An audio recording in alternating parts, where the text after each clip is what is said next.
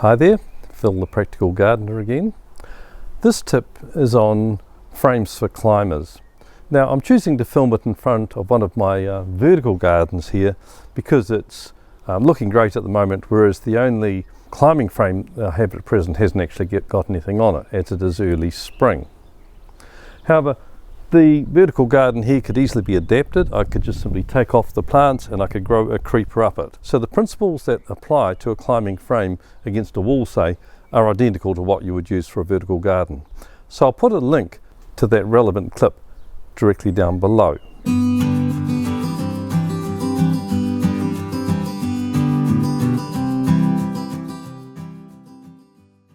Climbing frames are a simple way of creating a vertical element when designing garden rooms. They're very handy in landscaping situations. A climber is a useful way of developing height and creating privacy without bulking out as shrubs are inclined to do. Therefore there is less need for trimming. They also help to shelter a patio or play area from strong winds. Many climbers such as bougainvillea and clematis have spectacular flowering periods. Being at eye level or higher, their impact is greater than flowers low to the ground. Some climbers are productive as well as ornamental. Examples are scarlet runner bean and passion fruit. However, be aware that some climbers have got antisocial habits. For example, some forms of wisteria can become extremely vigorous and hard to control. Bougainvillea has sharp spines. Ivy and ficus have got suckering pads that are impossible to remove from a wall. Also, when selecting, it pays to research the ultimate size of the plant. Vigorous climbers can burst open the latticing of the mesh or trellis. When planning the structure, there are several things to keep in mind. The supporting posts need to be strong as climbers can become heavy. The plants also catch the wind. However, I never bother to concrete them into place. It creates a real hassle if you decide to move or remove the frame. If you put them reasonably deep in the ground, I've never had a climbing frame blow over. The supports can be part of the aesthetic of your design. For example, there can be pillars constructed of bricks or rough cast concrete to match the style of the house or other features. However, if you should choose this option, it does make sense to keep the vines reasonably confined. If they grow over the pillars, the effect is lost. If timber posts are used, they need to be ground durable as they need to remain for many years. There are various options for the grid that the climbers will scramble over. Wooden trellising is attractive initially, however staining or painting them is very time consuming, and redoing this is even more so. Plastic materials may not be durable in strong sunlight.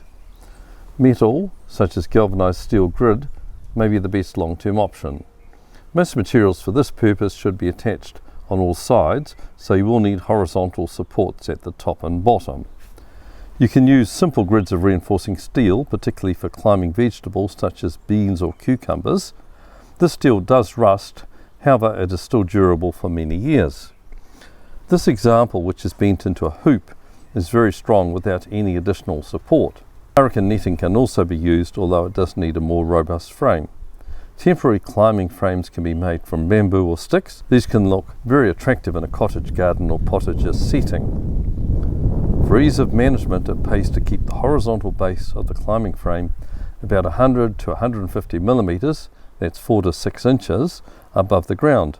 It will then be easy to sweep or remove frames from under the frame and reduces the places where weeds can be harboured. Even plants which are started from seedlings will still reach up to the mesh with ease, sometimes with a little coaxing. It is perfectly possible to put a climbing frame against the wall of the house or boundary fence, using these as a supporting structure, as I've used for this vertical garden. I'll use the framework of this vertical garden to illustrate. If you put the climbing frame against a wall, attach it with screws or other fasteners so that it can be easily pulled away from the wall for maintenance. Also put this frames on spaces about 100 millimeters or 4 inches from the wall. Most climbers have flexible stems, so the frame can be pulled away to about, say, 45 degrees from the wall, adequate for access behind it. You can buy simple climbing frames or trellises from garden stores, which can be used in this way. There are some points regarding maintenance. With some climbers such as roses, It pays to train the stems early on. Have a regular annual schedule for checking and pruning the climbers. This can be immediately after flowering or after the first flush of spring growth. Monitor the vigour of the plants and be prepared to rationalise the growths. Climbers that dramatically overtop the frame or grow outward can become very hard to manage and return to their allocated space. So that's it for this tip. I hope you found it useful. Don't forget to like this video and also subscribe if you haven't done so, and share this with others if you think they might find this useful. Finally, of course, as always, thank you very much for watching this through to the end.